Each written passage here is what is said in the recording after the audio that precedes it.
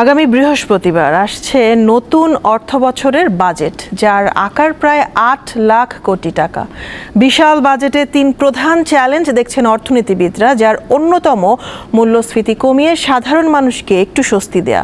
এছাড়া আর্থিক খাতে সুশাসন নিশ্চিত করতে দুর্নীতি কমানোর পরামর্শ দেন বিশেষজ্ঞরা।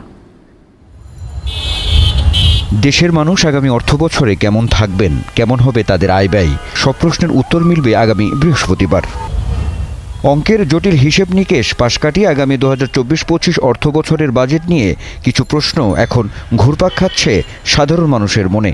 তাদের মধ্যে সবচেয়ে বেশি যে বিষয়টি আলোচিত তা হলো কিভাবে নিয়ন্ত্রণে আসবে মূল্যস্ফীতি। আমাদের চাই যে দ্রব্যমানের ঊর্ধ্বগতির নিয়ন্ত্রণ আসুক, সবাই যাতে শান্তিতে আমরা চলতে পারি, এতটুকু চাওয়ার জন্য সরকারের কাছে আমরা চাই যেন বাজেটে বেশি একটা যেন জিনিসপত্রের দাম না বাড়ে। বিশ্লেষকরা বলছেন, মূল্যস্ফীতির পাশাপাশি রিজার্ভ ও কর হার না বাড়িয়ে রাজস্ব আদায় বৃদ্ধি সহ বেশ কিছু চ্যালেঞ্জের মুখে এবারের বাজেট। আসলে বিনিয়োগ কম এবং একই সঙ্গে মূল্যস্ফীতি উচ্চ পর্যায়ে রয়েছে, ব্যাংকে সুদের হার বেশি এবং একই সঙ্গে যে রিজার্ভের যে ক্রাইসিস রয়েছে, তো সেই বিষয়গুলো কিভাবে আসলে আগামী অর্থবছরের বাজেটে ম্যানেজ করা যায় এবং সেগুলোকে একটা স্বস্তিদায়ক পর্যায়ে রাখা যায়, তো সেই বিষয়টাই হবে আমাদের যে আগামী অর্থবছরের বাজেট বাস্তবায়নের মূল চ্যালেঞ্জ।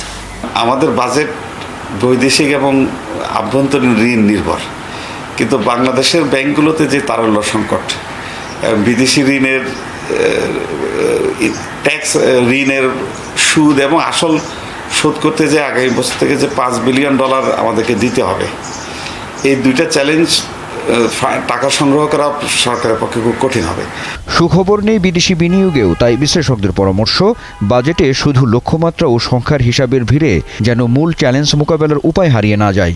মুদ্রাস্ফীতি কমানো, আভ্যন্তরীণ সম্পদ থেকে ট্যাক্স কালেকশন করা, সব কিছু মিলিয়ে যে পরিমাণ প্রস্তুতি দরকার, মানসিক প্রস্তুতি দরকার বা যে পরিমাণ রিফর্ম হওয়া দরকার, তার কোনোটাই আমরা দেখতে পাচ্ছি না। বিশেষ করে এটিপির বাস্তবায়নের ক্ষেত্রে কিন্তু এখনও অদক্ষতাটা খুবই প্রকট এবং দেখা যায় যে প্রথম 9 মাসে তখন 40-42% বাস্তবায়িত হয় এবং পরের 3 মাসে দেখা যায় যে 50% বেশি বাস্তবায়ন হয়। তো এতে করে যেটা বড় রকমের ভারসাম্যহীনতা তৈরি হয়।